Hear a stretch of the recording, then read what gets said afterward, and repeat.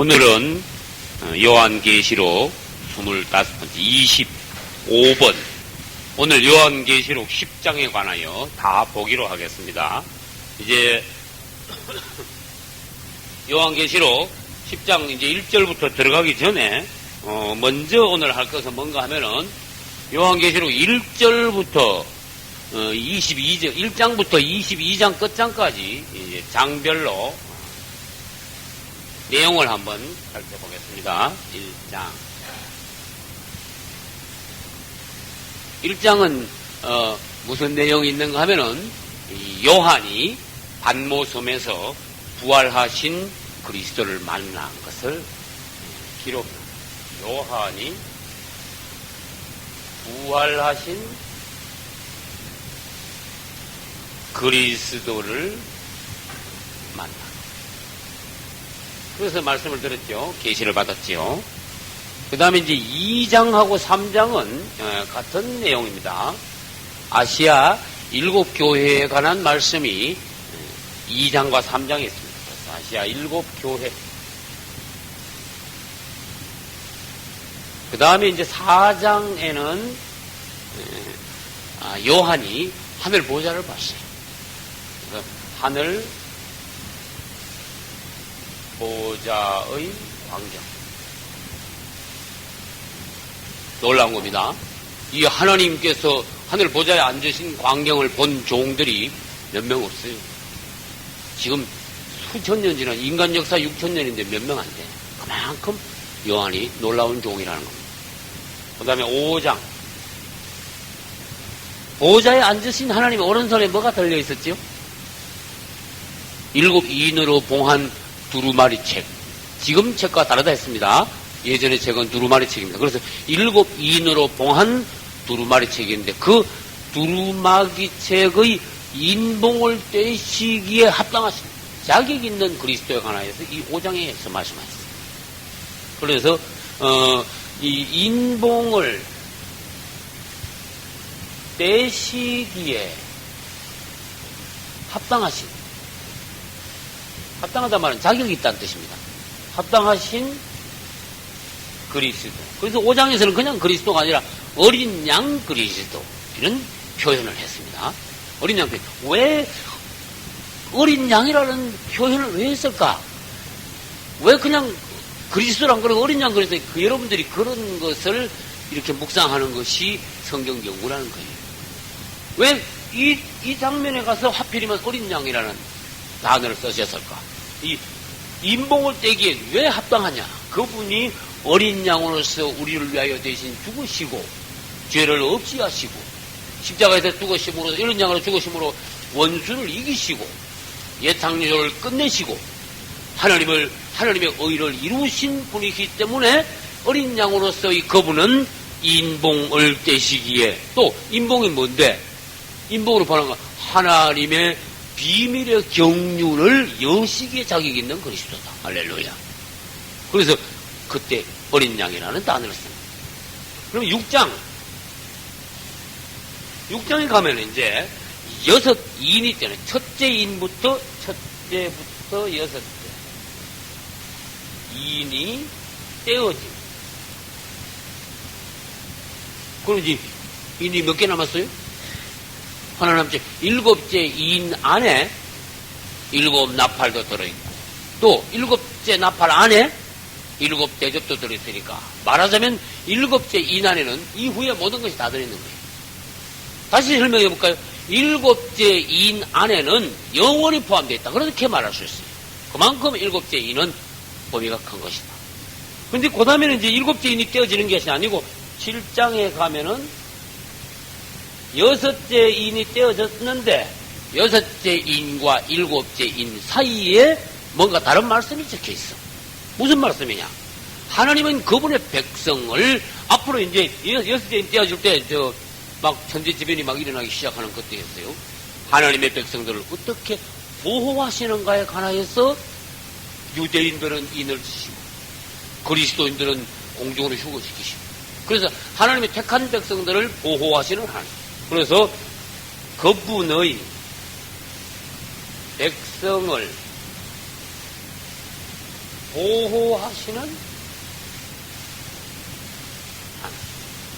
백하나에서 7장에 기록해놨어요. 그리고 7장에 그러니까 14만 4천 도 나오고, 그 다음에 휴거된 성도 흰옷을 입고 주님 앞에서 찬양하는 것이 7장에 나옵니다. 8장. 8장은 이제 일곱째 인이 떼어집니다. 일곱째 인이 떼어지면은 바로 어떤 일이 일어날까? 일곱째 인 안에는 뭐가 있다고 그랬어요? 일곱 나팔이 생겨, 나팔이 불기 시작해요. 그 나팔 중에서도 8장에서는 첫 번째부터 네 번째 나팔이 불립니다. 요거에 대해서 우리 8장에서 이렇게 배운 생각이 좀 납니다. 사람은 손 안 대고 하늘과 땅과 바다에서 말하자면 난리가 나는 거야. 그래서 이거 천재지변이라고. 사람은 손 안 댑니다. 죽는 사람은 이때 하나도 없습니다. 난리가 나지만은 천재지변.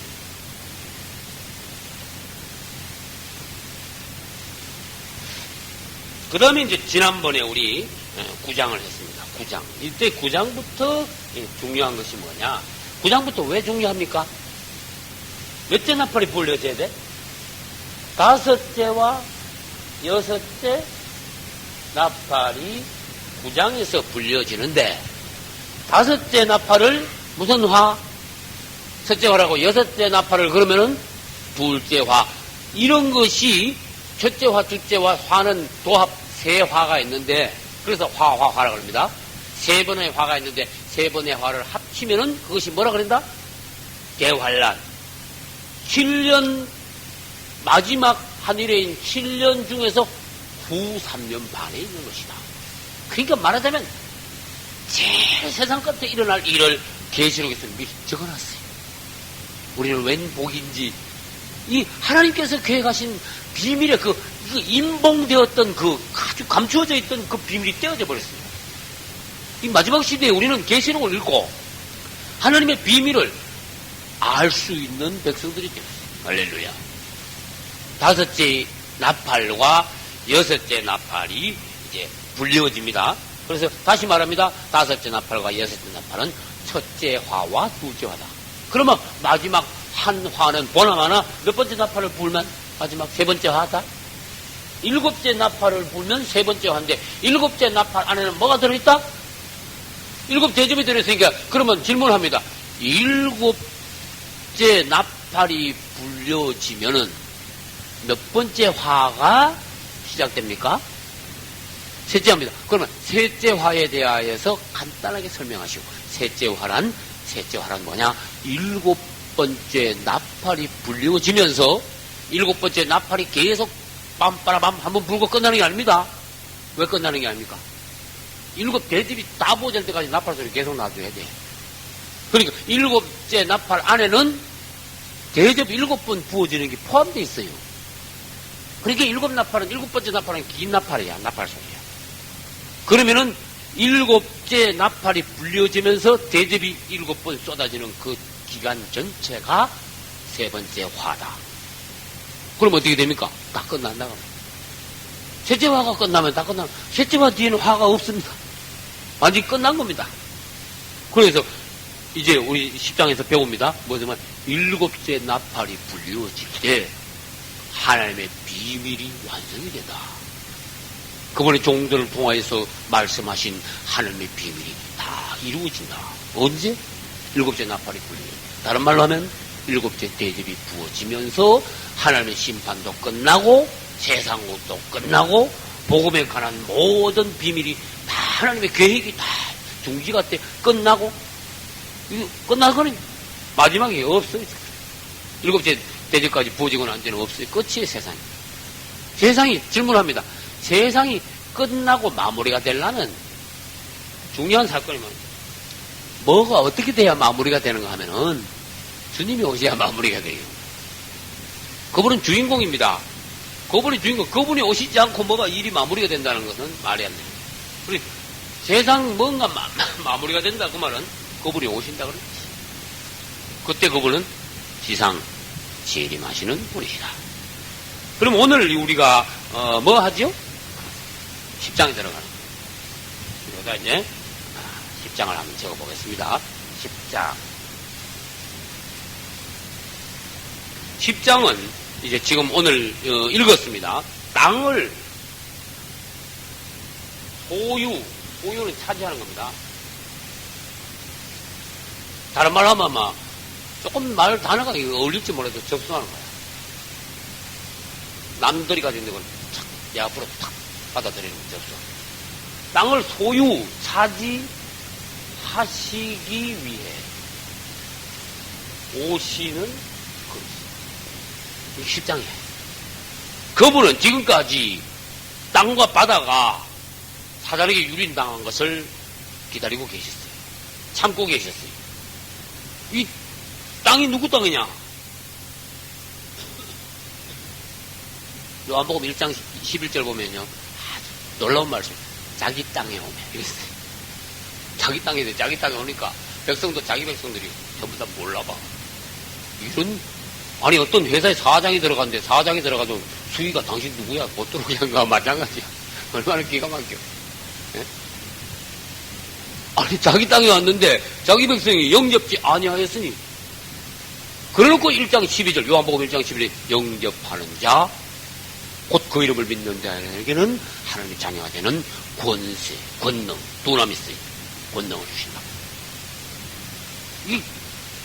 그분은 자기 땅인데도 원수에게 유린당한 것을 오랫동안 참고 계시다가 드디어 오늘 우리가 보는 요한계시록 10장에서는 다 오셔가지고 그분이 자기 땅을 회복을 하시는 거야. 그래서 차지하시게 되는 거예요.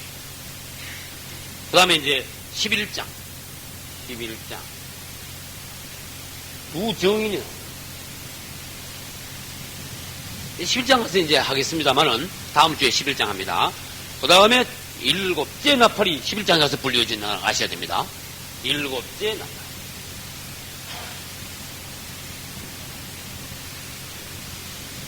봐요. 여러분들이 잘 연구하면 뭘 알 수 있는가 하면 6째 나팔하고 7째 나팔하고 사이에 6째 인하고 7째 인하고 사이에 이 삽입부가 들어가 있어요. 부록이야 이게. 6째 인하고 7째 인 사이에 이거.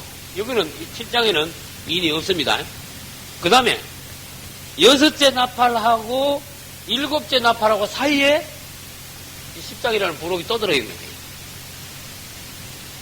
그러니까 나팔이 땅땅땅 불러지다가 한 장 쉬었다가 그 다음에 인이 땅땅땅 떼어지다가 한 장 쉬었다가 다른 인이 나머지니까 지금 그런 시기예요. 7째 나팔이 불려지면서 다른 사건이 있고 저 뒤에 가가지고 7째 나팔 안에 들어있는 7대접이 한꺼번에 다 쏟았어. 한 장에서. 7대접은요 가장 극심한 갈수록 화는 더 극심한 겁니다. 그래서 지금 우리는 11장 두 정인과 7째 나팔을 해야겠어요. 그러면 12장에는 또 이제 나팔이 아니고 사내 아이에 대하여. 사내 아이가 뭔가는 이제 12장 가서 이제 배울 거니까 지금 너무 말을 많이 하면 안 됩니다. 13장 짐승이 2마리 짐승이 나와. 2짐승. 13장 1절 들어가자마자 내가 보니 바다에서 한 짐승이 나온다. 중간중간에 내가 보니 땅에서 또 다른 짐승이 나온다. 13장에는 짐승이 2마리가 나옵니다. 바다에서 올라온 짐승, 땅에서 올라온 짐승. 그럼 이게 뭔데? 그때 가서 공부하겠습니다만은 두 짐승은 적그리스도와 뭐예요? 거짓 선지자. 적그리스도와 거짓 선지자가 13장에 있어요. 이제 우리끼리 얘기합시다. 이게 해석을 요한계시록을 자기 너무 얕게 푸는 사람이 두 짐승도 적그리스도 얘기를 한 번도 안 하고 다른 걸 다 풀어 보냈어요. 우리가 이 계시록을 정말 연구를 깊이 해서 정말 하나님 기뻐하시는 정확하게 풀어줘야 되는 거예요. 계시록이 아무리 설이 많다 그래도 너무 자기 멋대로 해석을 하면 해서는 안 된다는 뜻이에요. 이 짐승이라는 단어가 나오면은 성경 전체에서 구약부터 시작해서 계시록까지 짐승에 대해서 우리가 꿰뚫어 봐야 돼. 그래가지고 이 짐승이 뭘 말하는가? 짐승은 적그리스도입니다. 굉장히 자주 나옵니다. 진성에 대해서는 다니엘서 때 많이 나오고 여기도 나오고 다른 성경에도 이제 이 적그리스도 어떤 그림자와 또 어떤 설명은 여러 번 자주 나옵니다.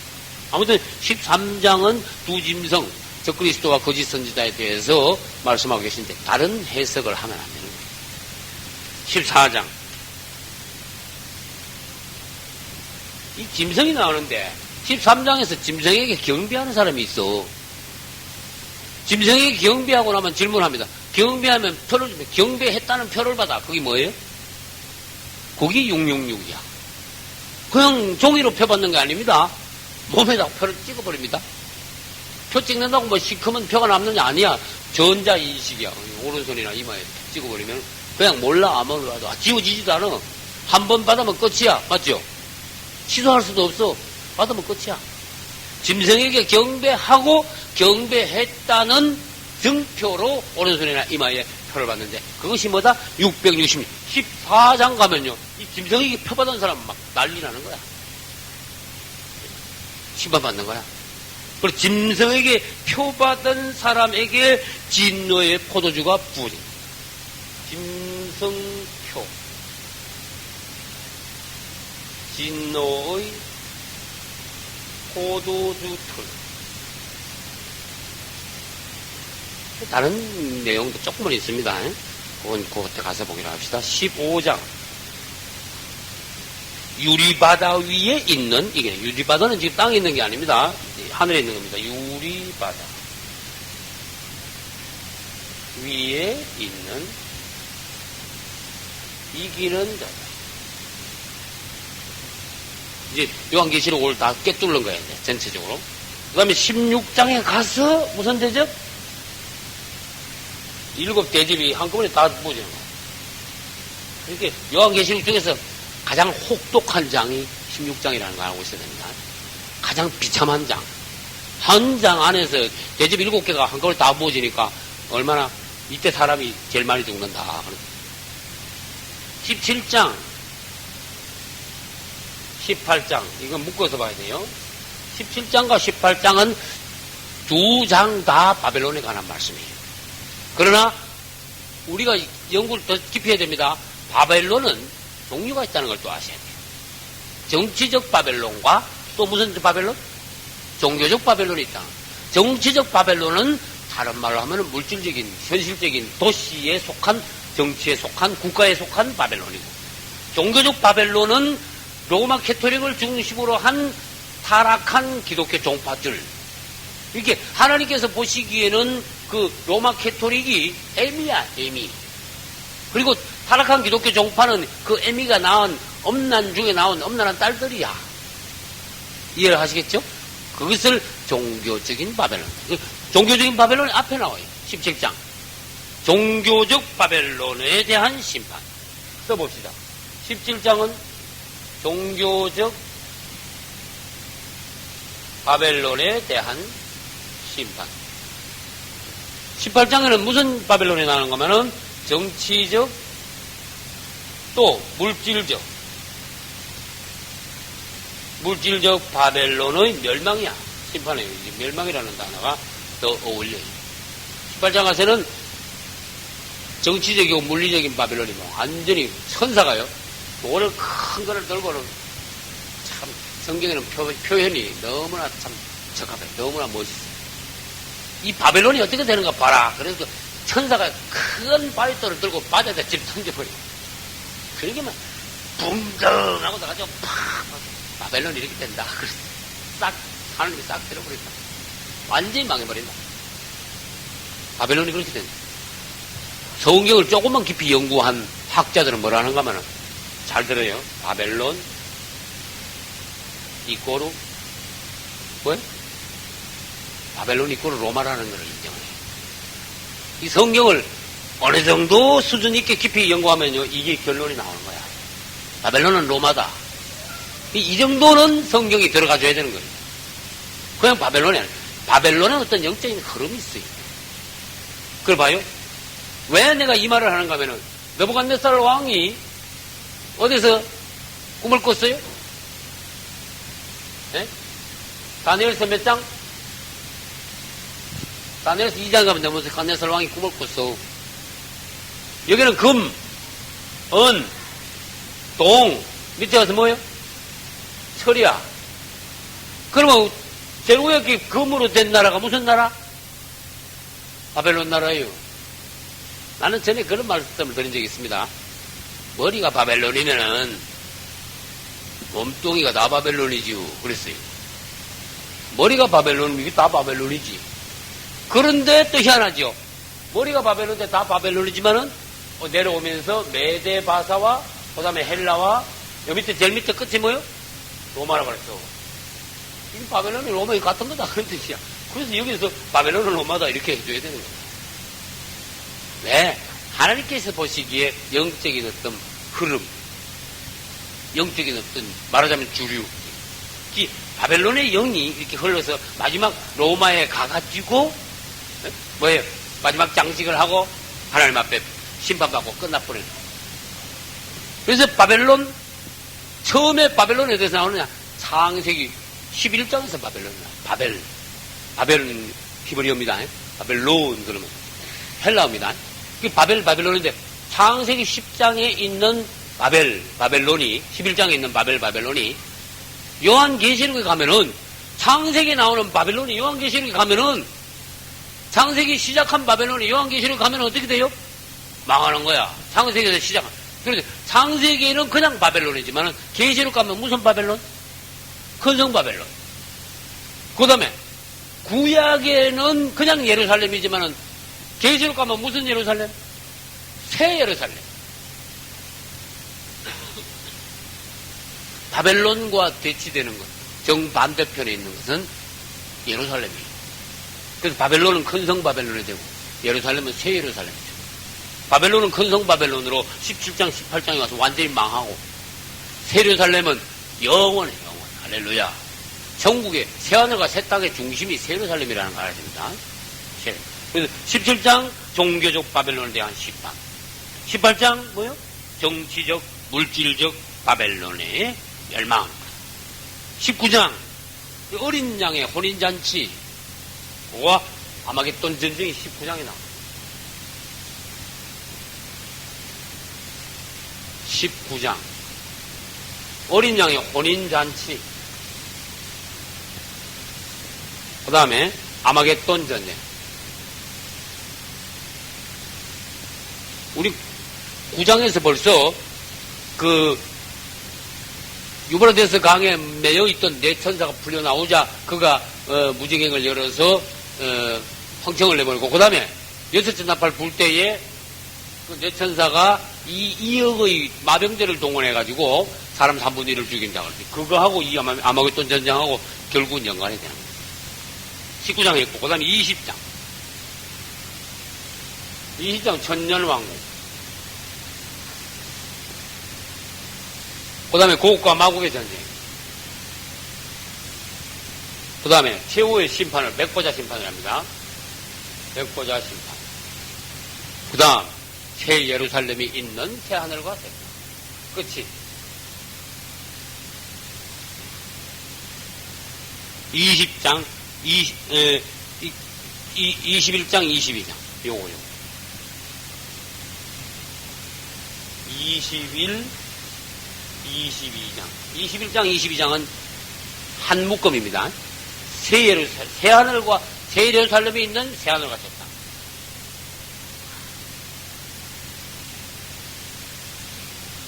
새 예루살렘이 있는 새 하늘과 새 땅. 그것이 요한계시록 21장과 22장에 있네요. 모든 성경의 결론은 어디서 납니까? 요한계시록 21장과 22장에서 납니다. 계시록 전체가 성경의 결론이지만은 계시록 중에서도 결론은 뭐냐? 21장과 22. 끝에 있는 게 결론이 돼줘야 됩니다. 그럼 우주의 결론, 하나님의 경륜의 결론, 모든 우주 역사의 결론은 뭐냐? 새 예루살렘이. 새 하늘과 새 땅, 새 예루살렘이 있는 새 하늘과 새 땅. 새 하늘과 새 땅은 우리가 사람의 이 머리로는 상상 못할 하나님께서 새로 창조. 지금 현재 우주가 넓습니까? 넓지요. 이건 지금 헌 거야. 타락한 우주예요. 땅도, 사람도 다 타락했어요. 지금 현재 있는 우주가 얼마나 넓은지 압니까? 로켓을 타고 억만년을 가도 끝이 없다고 말해. 맞죠?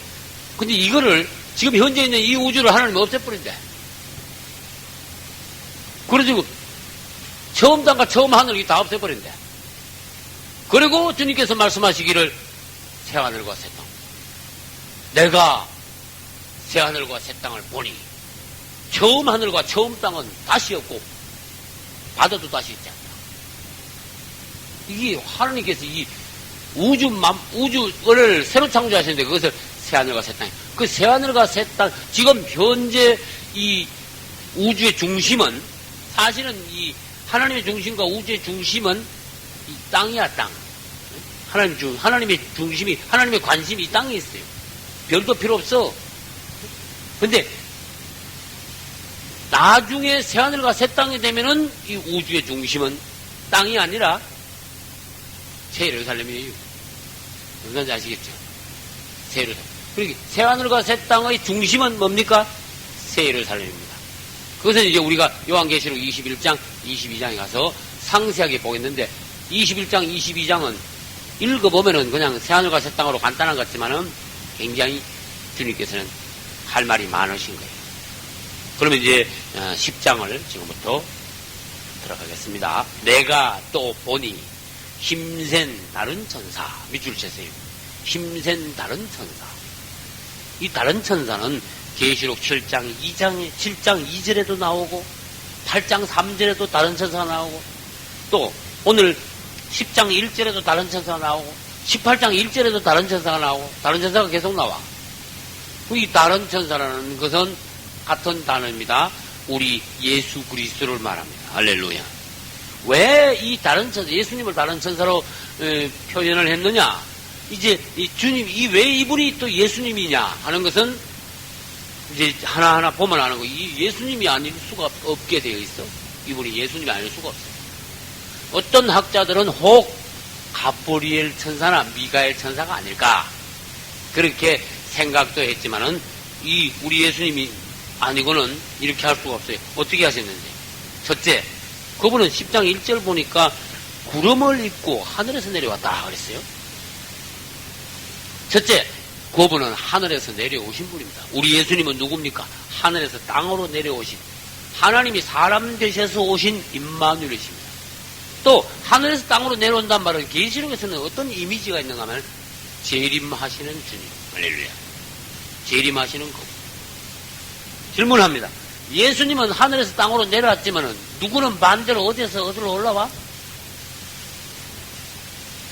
저 그리스도는 무저갱에서 땅으로 올라와요. 전에 했습니다.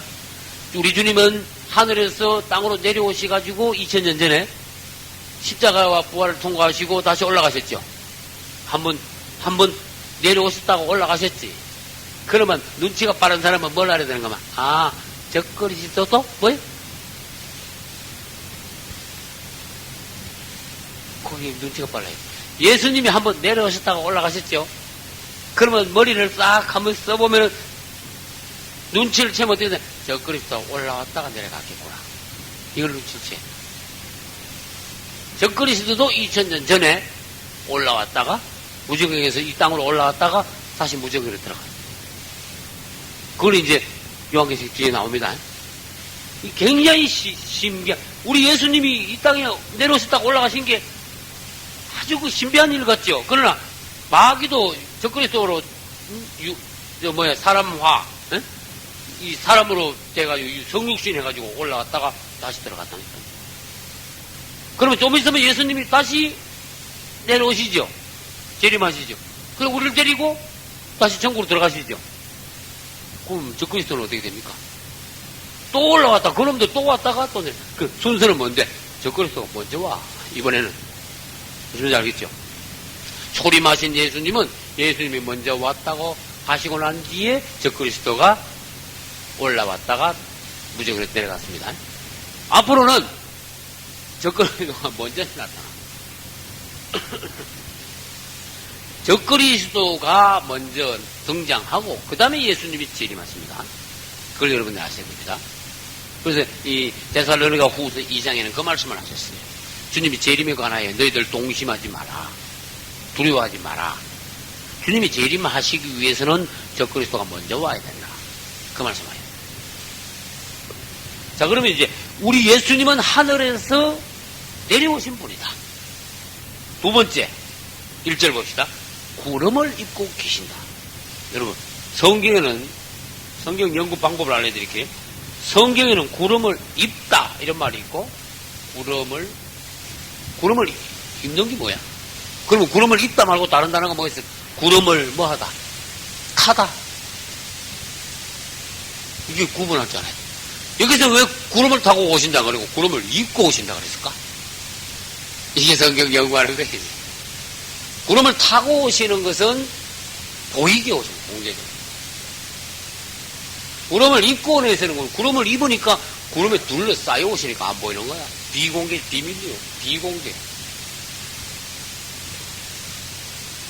이 구름을 타고 오시는 것은 정말 또 다시 말해볼게요. 지상재림 때야, 이거는. 지상재림 때, 땅에 내려오실 때 사람들의 눈으로 보이게 오십니다. 그러나 그분은 공중재림 하실 때는, 처음 오실 때는 그 사람들의 눈에 안 보입니다. 땅에 있는 사람들의 눈에 안 보이고, 구름을 입고 오시기, 구름 속으로 오시기 때문에 사람들이 볼 수가 없습니다. 또 땅바닥까지 내려오시지 않고 구름을 입고 구름 속에, 구름 위에 오시기 때문에 사람들이 볼 수, 이 구름을 입는 거는 비밀리 오시는 거예요. 비공개적으로 오시는 거예요. 올지어다 구름을 타고 오시리라. 그때는 보이겠습니까? 안 보이겠습니까? 구름을 타고 오시면. 그리고 요한계시록 1장 7절. 누가 읽어봐요? 계시록 1장 7절. 읽어봐요.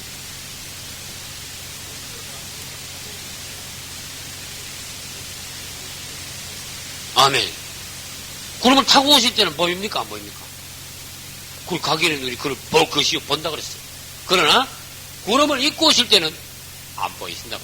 비밀리에 오시는 분. 그분은 구름을 타고도 오시고 구름을 입고도 오시고 또 구름을 입었다 그 말은 아주 그분이 그 아주 비밀을 하시면서도 말하면 세상적인 용어로 말하면 신비한 분이라는 그런 이미지가 이 속에 들어있어요. 하늘에서 오신 분이며 땅에 있는 사람이 구름을 입을 수가 없죠. 하늘에서 오신 분이며 신비한 분이며 또 비밀한 분이시라는 이미지가 그 안에 들어있어요. 그 다음에 1절 봅시다. 머리 위에 뭐가 있다? 머리 위에, 그분 머리 위에 무지개가 있대. 이때 무지개는 이제 두 가지입니다. 아까 말씀드렸는데 4장에서 보니까 요한이 하늘 보좌와 그 주위의 광경을 봤다 그랬죠. 그때 하늘 보좌에 앉으신 우리 하나님을 봤어요. 하나님을 봤는데 하나님 주위에 무지개가 탁 둘러있다 그랬어요. 그리고 그 무지개 모양이 심지어 뭐 같다? 녹보석 같다 해놨어요. 근데 우리 하나님이 보좌에 앉아 계실 때 무지개가 둘렸다는데 웬걸 예수님이 내려오시는데 무지개가 둘렸어요. 그분이야. 무지개. 그분이 누구라는 걸 알려주는 거예요. 무지개가. 이게 아무에게나 천사, 뭐 아무 천사나 막 무지개에 둘러가지고 왔다 갔다 하는 천사들이 아니라니까. 천사들마다 무지개에 둘려있으면 말이 됩니까? 말이 안 되는 거 하면 상식적으로 생각해요. 무지개가 아무한테나 둘려지는 거냐. 하늘 보좌에 그분이 앉으셨는데 요한이 보니까 하나님 주위에 무지개가 딱. 우리 예수님이 이 땅에 구름을 입고 하늘에서 내려오시는데 무지개가 둘려있어요. 그분이라는 거예요. 두 번째, 무지개 그러면 뭐 생각납니까? 생각나는 게 있어야 돼. 네? 성경 무지개가 제일 처음 나오는 데가 어디입니까? 그래 물으면 알아야 돼. 노아의 방주 홍수 있고 난 뒤에 우리 주님이요 무지개를 잡아요. 창세기 그때 6장에 이제 홍수가 시작되는데 7, 8, 9장까지 갑니다. 9장에 가면은 노아가 술 먹고 이렇게 실수하는 그 장면이 나옵니다. 그 6, 7, 8, 9는 노아에 관한 이 홍수와 연결된 장이야. 그때 이제 홍수가 끝나고 난 뒤에 하늘에 구름을 이제 무지개를 딱 걸쳐놓고는 주님이 이것은 언약이다. 다시는 물로 이 땅을 심판하지 않겠다는 하나님과 사람 사이의 약속이다. 그래서 약속이 뭔가 하나님은 보여줬어요. 아, 하나님은 우리에게 약속도 하시는 분이냐. 언약. 할렐루야. 언약. 우리가 뭐 약속하자 그랬습니까? 그런데 우리를 사랑하셔서 그분을 우리에게 오셔서 내가 너를 사랑한다. 내가 너를 어떻게 해주겠다. 약속한다. 아, 그분이 뭐가 아쉬워가지고 우리한테 오셔가지고 약속, 그만큼 우리 사랑하시니까 그래. 할렐루야. 그분이 우리를 사랑하심으로써, 언약하심으로써 그때부터 이제 무지개라는 것이 이 땅에 있게 된 거예요. 그러니까 노아의 홍수 이전에는 땅에 무지개가 없었다는 걸 알아야 됩니다. 그 무지개와 하나님의 언약과는 관계가 있어요. 신실하신 하나님. 할렐루야. 우리 사람과의 언약을 신실하게 절대로 어기지 않고 어긋나지 않고 잘 지키신, 틀림없이 약속을 지키시는 하나님이시라는 것, 주님이시라는 것을 이제 여기서 무지개를 머리 위에 이렇게 쓰고 오시는 그분으로서 어떤 분인가를 보여주셨어요. 그 다음에 1절 또 봅시다. 그 얼굴이 뭐 같다 했어요? 그 얼굴은 해 같고, 어디서 들어본 음성의 말씀인데 어디 나옵니까 이게? 얼굴은 해 같답니다. 요한계시록 1장 16절에 보면 얼굴이 그냥 해 같다면 해가 힘있게 비치는 것 같다라. 햇빛이 막 강력하게 비치면 어떻게 되겠습니까? 여러분, 햇빛이 가장 강력할 때 밖에 나가 해를 한번 쳐다봐. 어떤가? 나도 쳐다봤어. 도저히 눈을 못 떠. 이 해가 얼마나 멀리 있는지 아세요? 예? 산을 타고 아무리 가도 못 가. 평생 가도. 그 멀리 있는 데인데 그 멀리에서 오는 햇빛도 우리가 눈 뜨고 사람의 눈으로 못 본다 그 말이에요. 얼마나 강력한지. 근데 그 해가 우리 바로 앞에 있으면 다 죽어버리죠. 그분, 예를 들어 봅시다. 태양을 그분이라고 비유하면은 태양빛을 비춰가 비치는 게 뭐 있죠? 달이 있죠. 우린 달이야. 그래서 난 이 설교 준비하면서 모세 생각이 갑자기 나더라. 우리 주님은 힘있게 비치는 빛인데 모세는 주님 앞에 가까이 갔다가 그 빛을 받았어. 우리가 주님을 가까이 하면은 틀림없이 우리에게도 뭔가 영적인 빛이 빛납니다. 할렐루야. 틀림없습니다. 이거는 뭐 상상에 속한 이야기가 아닙니다. 우리가 하나님을 가까이 할수록 우리에게서는 빛이 나게 되어 있습니다. 모세도 호렙산 위에 올라가 시내산 올라가서 40일 동안 하나님 만나고 내려오니까 얼굴에서 갑자기 빛이 막, 우리 예수님만큼은 안 돼도 빛이 확 나니까 사람들이 보니까 놀래버렸어요. 속된 사람, 저속한 사람, 죄인들이 보고 하나님의 두려움이 막 와버렸어요. 그 사람들이 막 모세를 도저히 못 쳐다봐. 그래서 할 수 없이 모세는 어떻게 했습니까? 이걸 우리가 수건을 이러고 있어요. 사람들하고 얘기해. 덜치만 막 깜짝 놀라니까. 모세가 그런 거죠. 그것이 신약 성경에 와서 너희들 수건 벗어라. 그렇습니다. 너희들 앞에 뭔가 가리워져가지고 그분을 똑바로 못 보고 있다. 모세가 수건을 가리니까 사람들이 모세 얼굴을 똑바로 못 봐. 우리 마음에, 우리 영 앞에 이렇게 수건이 이렇게 가려져 있는데, 뭐 여러 가지 수건이 있어요. 자의 수건이라는 게. 내가 지금까지 살아온 어떤 관념, 습관, 내 주관, 주장. 예를 들어볼까요? 어떤 사람 어떤 신앙생활을 했는데 당신은 그거 틀렸어요. 절대로 못 바꿔, 안 바꾸려고 그래. 이게 완전히 막 두꺼운 카텐이 탁 쳐졌어. 어떤 심하게 말하면 자기의 어떤 튼튼한 우물 안에 들어가서 절대로 나오지 않으려는 사람 같아 탁 가려진 거예요. 성경 말씀하시기로 오늘날 너희가 수건을 걷어라. 그래서 지금 주님을 밝히보고 사물을 밝히보고 진리를 보고 너희 마음의 눈이 뜨져라. 할렐루야. 우리 주님 얼굴이 해같이 빛나는 것을 말씀하다가 이제 이렇게 됐습니다. 우리 주님은 얼굴이 해같이 지금 하나 둘 봐요. 여기 그 미가엘이나 무슨 천사? 가브리엘 천사가 그렇게 했느냐? 우리 주님이 얘기했느냐? 살펴봐. 우리 주님이. 그 다음에 1장 끝에 발이 뭐 같다? 불기둥 같다. 이 계시록 1장 15절에 또 있던 거예요. 10장 1절에 있는 것이 계시록 1장 15절 16절 이 부분에 또 있어요. 그때 여기서는 발이 불기둥 같다 그랬는데 거기서는 불에 단련한 주석 같다. 막 빛난 주석. 이 단련한 주석이란 말은 아주 강하면서도 강력한 빛이 나는 그분의 다리가 그렇다. 이 다리, 그 다음에 다리하고 또 뭘 비교했는가?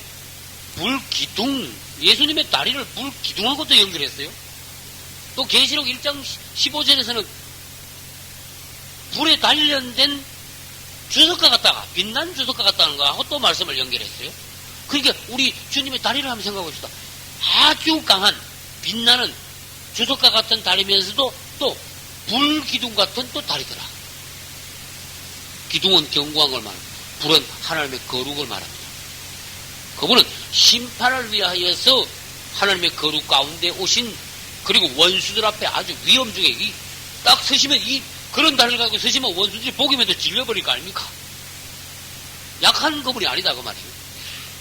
예전에는 그분이 어린 양 같은 분이었지만 지금은 그분은 아니야. 옛날에 그 육신 중에 계시던 그분하고는 이제 달라. 부활하고 난 뒤에, 성천 뒤에 우리 예수님은 얼마나 놀라우신 분인지 모른다. 그래서 그분의 다리까지도 뭐라고 표현했느냐? 불기둥 같은 다리다. 이 빛난 주석가 같은 다리다. 그분은 놀라우신 분이다 그런 뜻이에요. 그래서 이 불기둥 같은 기둥, 다리를 가지신 우리 주님이 이 땅에 오셔서 심판하신다. 이 심판주로서의, 심판자로서의 우리 예수님의 어떤 겉모습에 합당한 모양. 2절로 넘어갑니다. 손에 펴인 작은 책이 있다. 이 책이 어디서 나왔는데, 그죠? 5장에서 책이 나왔죠? 5장의 그 책이 지금 10장의 이 책입니다. 그 5장에 그냥 책이라 그랬지만은 여기 와서는 그냥 책이 아니고 작은 책이라 그랬어요. 왜냐? 그동안에 5장, 6장, 7장, 8장, 9장까지 오면서 계시가 쭉 이루어졌기 때문에 지금은 책이 이제는 작은 책이에요. 처음에는 그냥 책이에요. 그 다음 5장에서는 책이 어떤 상태로 있었냐? 봉해진 상태로 있었어요. 두루마리로 말하면 뚫뚫 말해가지고 딱 인봉이 딱 됐어.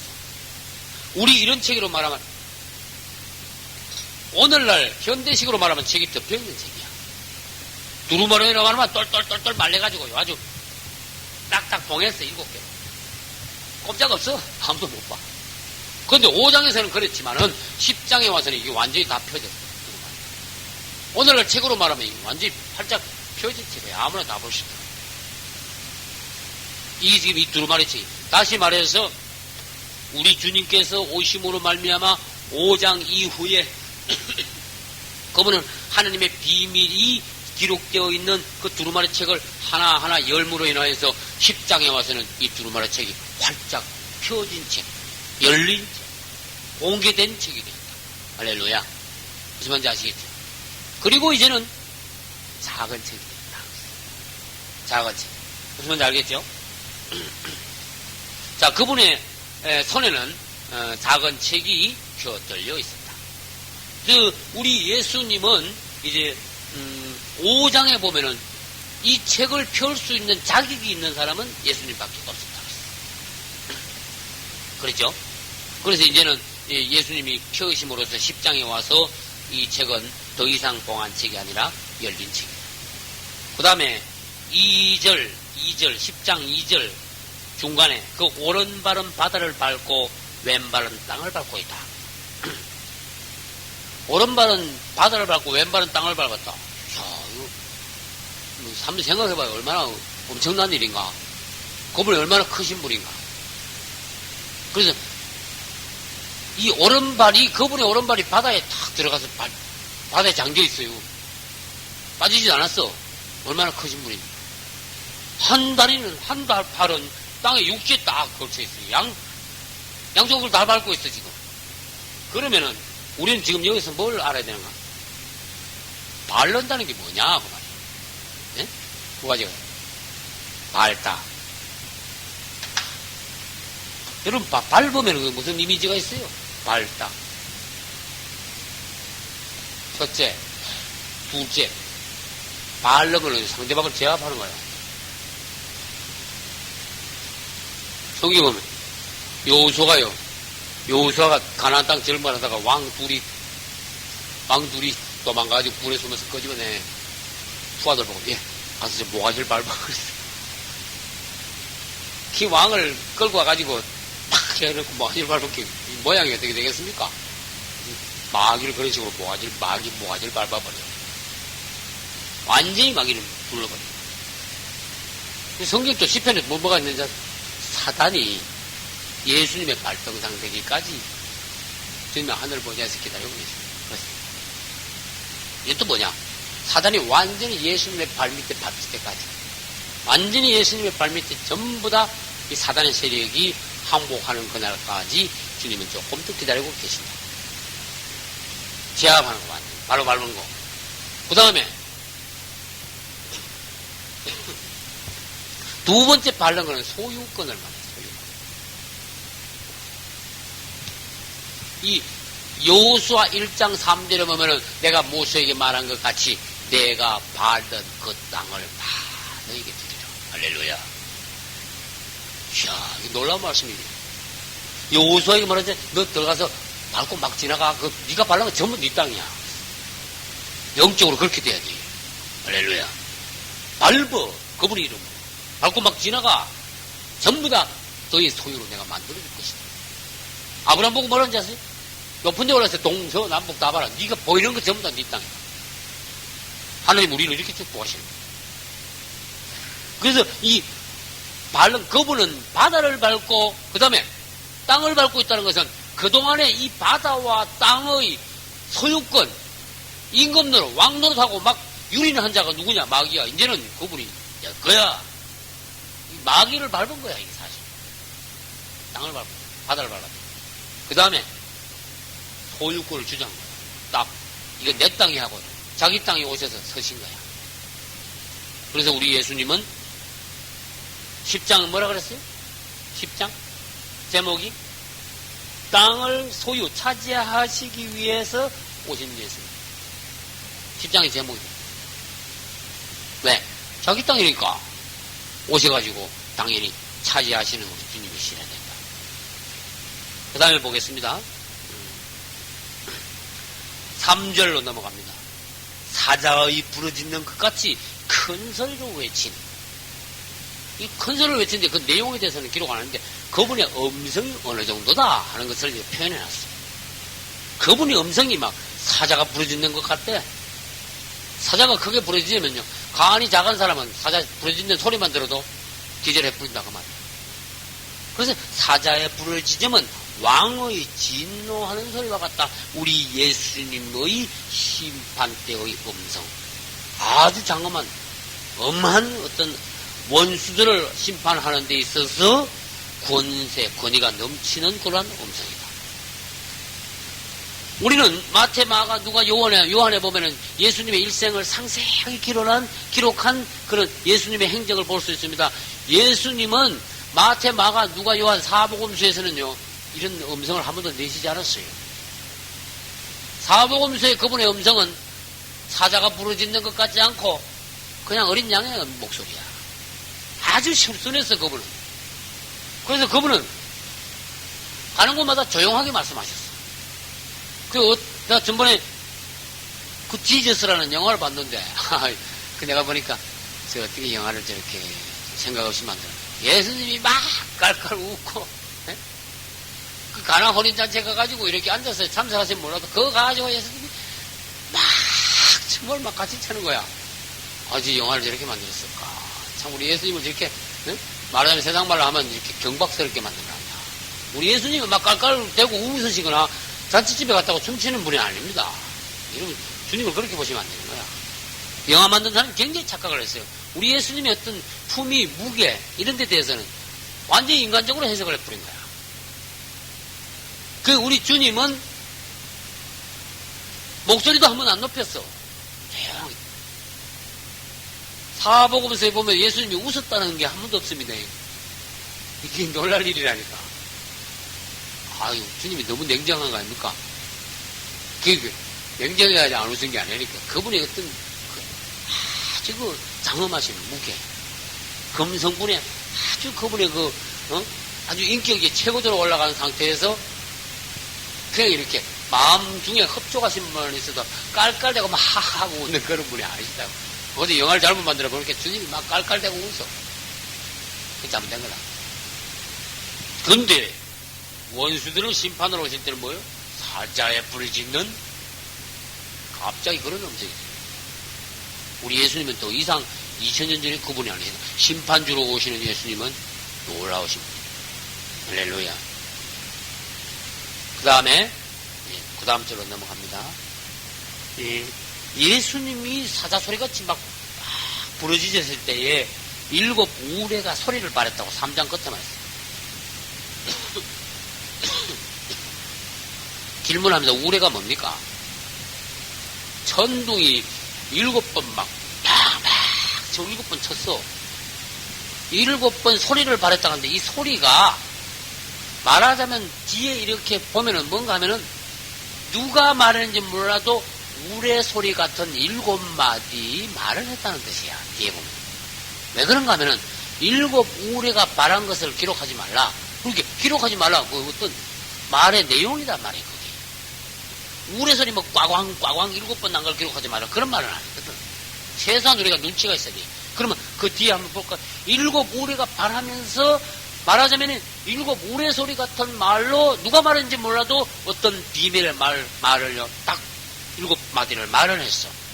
그래서 4절 7 우레가 말하는 건 말을 말할 때야. 내가 기록하려고 하다가 그 말을 기록하는 겁니다. 곧 들으니 하늘에서 소리 나서 말하기를 7 우레가 발한 걸 말한 거야. 임봉하고 기록하지 마라. 이 특별한 말씀이야. 그래서 왜 주님께서 이 7 우레에 대하여서는 성경에다 내용을 기록하지 마라 그랬어. 아직은 그 부분은 너만 알고 때가 되지 않았다. 두 번째, 언젠가는 귀가 열린 자들에게, 추구하고 갈급한 자들에게만 전해야 될, 공개적으로 아무에게나 전할 그런 말씀은 아니다. 또 요한이요 들은 대로 전부 다 적으면 어떻게 되는가 하면은 성경을 오해하거나 이단이 발생할 소지가 더 많아져요. 안 그래도 지금 이 성경 읽다가 이단 발생을 일어난 사례가 많은데, 그런 또 그 7 우리가 바란 걸 또 여기다 또 기록했으면요 이단 또 많이 또 생겼네. 그래서 주님 그거 적지 마라. 중요한 내용이긴 하지만은 그거 마이너스가 더 많다 그런 뜻이에요. 그래서 앞으로 주님 오시기 전에 아니면 주님 오시고 난 뒤에 주님 앞에서 우리는 7 우레가 그때 바란 게 뭡니까? 아, 그때 바란 건 이걸 한다고 착 알게 돼 있어. 좀 기다려봐요. 7 우레가 바란 소리. 7 우레가 바란 그 비밀의 말씀 내용이 뭡니까? 앞으로 알게 되어 있다. 할렐루야. 그 다음에 뭡니다? 5절 6절 내가 본바 바다와 땅을 밟고 섰는 천사가 우리 주님이 하늘을 향하여 오른손을 들고 맹세하는 겁니다. 세세토록 살아계신 자 곧 하늘과 그 가운데 있는 물을, 그게 천지 만물을 창조하신 그런 뜻이. 이 천지 만물을 창조하신 하나님을 가리켜 맹세하여 가로되 지체하지 아니하리니 뭐가? 7절 7째 천사가 소리 내는 날. 무슨 소리? 나팔 소리. 7째 천사가 나팔을 불며 소리가 나는 날, 그 나팔을 불게 될 때에 하나님의 비밀이 그종 선지자들에게 전한 복음과 같이 다 이루어지리라. 그러니까 7째 나팔 부는 것이 이제 비밀의 마지막 단계예요. 그러면 이 7대 집이 부어지고 7대 집이 부어지면은 이제 계시록은 이제 마무리돼가 끝난다. 16장에 가면은 7대 집이 부어지는 장면이 나옵니다. 그래서 이제 때가 되었구나. 지체하지 않겠다. 그래서 지금 요한계시록 10장에 와도 주님이 하시는 말씀, 때가 너무나 가깝다. 마지막 때. 한번 상식적으로 생각해봐요. 이 마지막 한 일의 중에서도 후 3년 반에서도 또 한참 지나갔으니까 끝난 거지. 한번 생각해봐요. 얼마나 그때가 세상 끝과 가까운 때인가 한번 생각해봐요. 그러니까 지체하지 않으리라. 금방 이제는 끝나리라. 그런 뜻이에요. 그래서 후 3년 반을 우리는 대환란이라고도 하고, 날수로는 1260일, 달수로는 뭐요? 42개월, 또 한때, 두때, 반때, 후 3년 반 이렇게 말합니다. 근데 이 한때, 두때, 반때가 다니엘서 12장 6절에 나와. 질문을 했습니다. 언제 세상에 종말이 오겠습니까? 그렇게 천사가 대답을 하기를 다니엘서 12장 6절에서 한때, 두때, 반때를 지나 이 모든 일이 다 끝나리라. 그렇게 대답을 했어요. 그 한때, 두때, 반때가 뭡니까? 지금 이제 화가 한 번, 두 번, 세 번 있는데 그 화도 이제 마지막 화 하나밖에 안 남았으니까 한때, 두때, 반때가 이제 다 끝날 때다. 그래서 온전하게 세상 끝나지 않다. 7째 나팔을 불 때 그렇게 될 것이다. 그 다음에 이제 그 부분으로 넘어갑니다. 8절 하늘에서 나서 내게 들리던 음성이 가로되 내가 가서 바다와 땅을 밟고 섰는 천사의 손에 펴놓인 책을 가져가 그랬어요. 야, 놀랍죠? 그 책 있죠? 우리 주님의 손에 들고 계시던 책, 이제 책이 작은 책이 됐다 그래서 그 책 네가 가져가 그랬어요. 예, 그리고 가니까 주님 앞에 가서 책을 달라니까 책을 주시면서 특이한 말씀하셨어요. 너 이 책을 그냥 가져가는 것이 아니라 이 책을 어떻게 해? 먹어보내 그랬어요. 따라서 말씀은 먹는 거다. 말씀은 가져가는 게 아니야. 말씀은 먹는 거예요. 근데 이게 주님의 종들 중에 말씀 먹은 사람들이 요한만 아니야. 예레미야 15장 16절에서는 누가 먹었겠어요? 예레미야서니까 예레미야가 먹었죠. 에스겔서 2장 8절과 3장 1절로 3절에서는 누가 하나님의 말씀을 두루마리 책을 먹었겠어요? 에스겔이 먹었죠. 예레미야도 하나님의 말씀 두루마리 책을 먹었고 에스겔도 먹었고 요한도 먹었고 오늘날 우리도 주님의 말씀을 먹어야 돼. 뭘로? 떡으로 먹어야 돼. 떡상에 떡으로 먹어야 돼. 그분의 말씀을 받는 것이 아니라 그분의 말씀을 먹는 겁니다. 우리 주님을 먹는 겁니다. 먹는 거는 막 그대로 전부 다 받아들이는 걸 말해요. 내 속에 아주 쏙 들어오는 걸 말해요. 완전히 내 것으로 만드는 걸 말해요. 근데 말씀을 먹었어요. 먹으니까 이 종이가 아니고 아주 달콤한 과자같이. 이게 두루마리 책을 먹으니까 얼마나 맛있는지. 여러분, 말씀이 정말 달아줘야 돼. 할렐루야.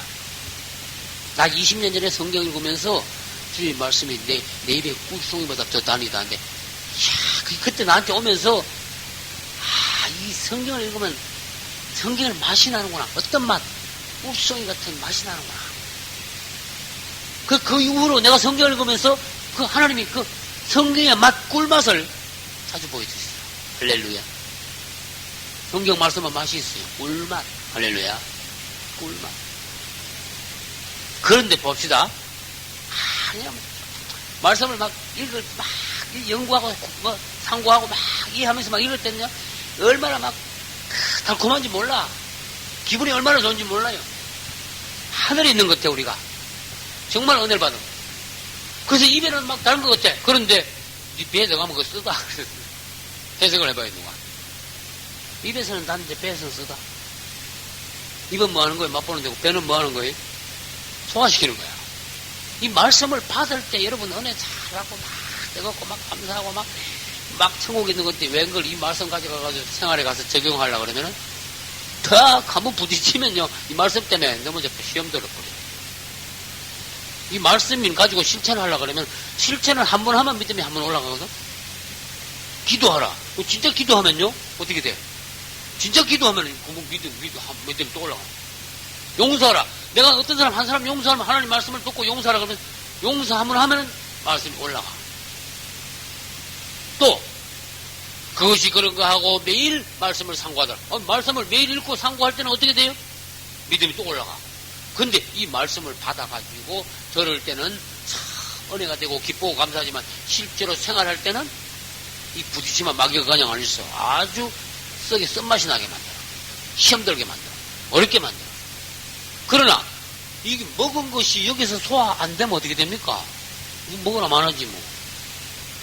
소화를 시키려니까 소화시킬 때는 쓰다.